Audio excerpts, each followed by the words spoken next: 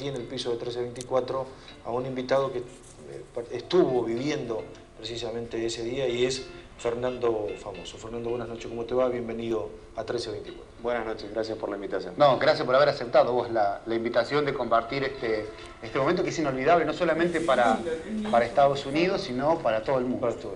Sí, realmente, bueno, a mí me tocó vivirlo en un momento, yo era mucho más joven, hacía muchos años, estaba viviendo otra etapa de mi vida y realmente me marcó y es algo que va a quedar marcado en mi memoria, ¿no? Por siempre, digamos. ¿Estabas ahí en el lugar, cerca de cómo contanos? Sí, yo viví en los Estados Unidos un poquito más de 10 años, ese era mi segundo año, mi tercer año casi. ¿Qué hacías en Estados Unidos? ¿A qué te dedicabas? En ese momento me dedicaba a algo totalmente distinto a lo que me dedico ahora. Bueno, Fabián me conoce un poquito. Profesor de tenis. Yo soy profesor de tenis, siempre estuve vinculado con el tenis. En aquel momento estaba viviendo allá y estaba estudiando gastronomía. De hecho, me recibí de chef. Muy bien. Así que, bueno, algún día te vamos a invitar acá a que cocines algo. Seguro, podemos hacer algo. Por eso estaba viviendo un momento diferente. Estaba trabajando en un restaurante en ese momento. Y el día del atentado, bueno, yo estaba camino al trabajo, en una de las autopistas. ¿No? Yo vivía en New Jersey, vivía más o menos a media hora, 40 minutos de donde ocurrió el hecho. Y bueno, estaba camino al trabajo, era muy temprano en la mañana, y me entero realmente por el movimiento que se veía en la... Iba escuchando música en el auto y empecé a ver gente que se paraba a los costados de la autopista, que se empezaban a abrir, había como un descontrol generalizado y cuando uno miraba al horizonte se veía el humo. Esta es una autopista interestatal que conecta New Jersey con Nueva York. Así que bueno, ahí pongo la radio inmediatamente y me entero, eran justamente las 8:03 creo que fue cuando impactó el primer avión. Bueno, así que así empezó todo. ¿Qué hiciste? ¿Te fuiste a tal lugar? No, fui directamente al restaurante. Yo vivía en una zona, en un pueblito, trabajaba en un pueblito muy chico, Gladstone, un pueblo muy pintoresco. Como para que la gente sepa, bueno, es un lugar donde tiene casa Mike Tyson, por ejemplo, Sí. Bon Jovi y demás. Yo trabajaba en un restaurante muy chiquito, pero muy emblemático del lugar. Y bueno, inmediatamente se comenzó a ver todo el movimiento de las fuerzas de seguridad, paramédicos y demás. Frente al restaurante nosotros teníamos el Departamento Central de Bomberos. Y mi anécdota lo que más me marcó, digamos, durante un mes nosotros tuvimos el restaurante abierto y cocinando y atendiendo a la gente sin parar durante 24 horas. ¿Perdiste algún conocido, algún amigo? Perdimos el padre de un chico que trabajaba con nosotros en el restaurante. El padre era ejecutivo de una de las empresas que estaba dentro del World Trade Center. Y bueno, así que sí, tuvimos pérdidas cercanas. ¿Cómo continuó la vida después de ese día ahí en Estados Unidos? Era una situación de guerra, realmente, lo que vivíamos, ¿no? Algo que, bueno, yo nunca lo había vivido. Siempre lo cuento a esto yo llegué a ver casas totalmente abiertas las 24 horas para que tanto la policía como los bomberos como paramédicos puedan ir, bañarse, comer y demás. La solidaridad realmente que se mostró en ese momento fue increíble. Todos apoyando, todos aportando algo, sin ningún tipo de interés obviamente, ¿no? Así que bueno, creo que lo que más rescato y lo que más aprendí fue eso, ¿no? Que en momentos de esa naturaleza uno deja de lado todo y lo único que hace es pensar en el otro y tratar de darle lo que uno tiene a su alcance, ¿no? ¿Seguiste viviendo en Estados Unidos? Sí, hasta el año 2009. ¿Y por qué decidiste seguir?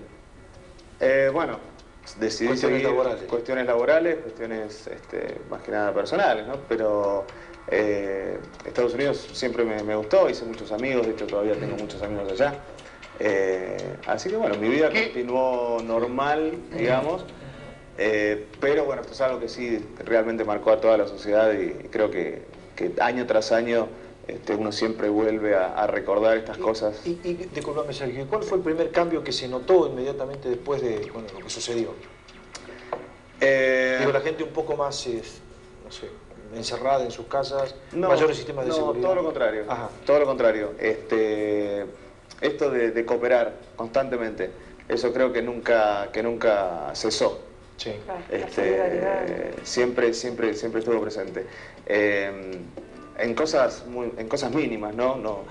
Es algo que yo noté muchísimo. Lo noté en ese momento después de una tragedia. Sí. Y después me di cuenta que realmente la cultura y la forma de ser de la gente realmente es así. Lo noté en cosas mucho más pequeñas.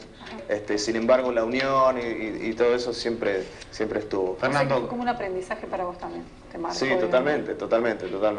Bien, Sí. Fernando, vos invitar a compartir ahí un video y me gustaría que nos respondas, pero ¿qué sentiste vos en ese momento? ¿Indignación, tristeza, bronca? ¿Qué es lo que sentías vos? Porque te sentís, obviamente, más allá de ser argentino, de ser puntano, pero en ese momento eras un norteamericano más. Pero me lo contestás, te puedes compartir esto en la noche 1324, por favor.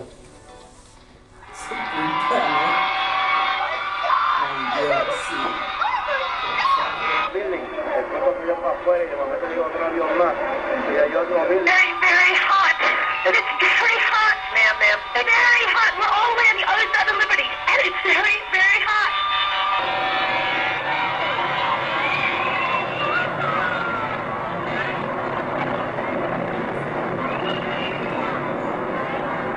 Está caído, tío. Está caído en el piso, tío. En el piso un pelo. Está caído, tío.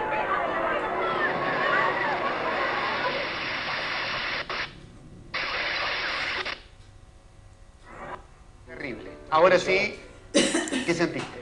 Bueno, ¿Qué sentías? lo mismo que uno puede sentir al ver las imágenes, que creo que cualquier persona sentiría al ver estas imágenes, impotencia. Bien. El no poder entender cómo está sucediendo lo que sucedió y no poder pararlo, ¿no? Porque uno veía el primer impacto y decía, bueno, acá se termina, y después vio el segundo impacto y uno sigue pensando por dentro, no, bueno, esto ya está, ya llegó a su fin, y las cosas que siguen ocurriendo.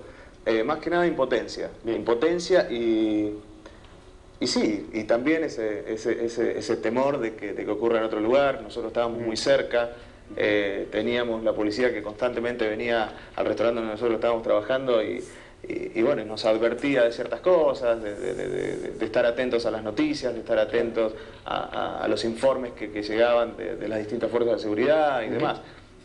Así que... Pero creo que el sentimiento más grande era la de la impotencia. La última, Fernando, ¿has regresado a Estados Unidos en los últimos años? No, desde el 2009 que no, ¿Te gustaría que no volver? regresé. Sí, por supuesto, sí. He dejado mucha gente amiga y bueno, de hecho tengo gente amiga que son policías, que estuvieron en el lugar. Yo pude ir a los 3 o 4 días de lo ocurrido con un amigo que es un policía que fue voluntario y fue a ayudar, y no llegué justamente a Ground Zero, como le dicen ellos, pero estuve muy cerca, así que también pude presenciar de alguna manera lo que estaba ocurriendo, ¿no? Me encantaría volver por los afectos que dejé, Claro. obviamente. Bien. Fernando, muchas gracias por haber estado aquí, Gracias. por compartir esto, y la verdad que, bueno, nada, es muy triste, y obviamente lo que uno desea desde aquí, desde Argentina, y todo el mundo, es que se terminen todos estos hechos del terrorismo, ¿no? Sí, creo que lo importante es lo que siempre dicen ellos, el no olvidar, ¿no? No olvidar que esto puede ocurrir en cualquier lado, en cualquier momento. Bien, muchas gracias. A ustedes. Ahí estaba, nuestro invitado de la noche para recordar una fecha triste, ¿no? Aquel 11 de septiembre. Bien, vamos a cambiar rápidamente de tema, nos vamos a meter en el ámbito local, en el ámbito de nuestra ciudad, porque bueno, hay otro hecho que marca la forma de gestionar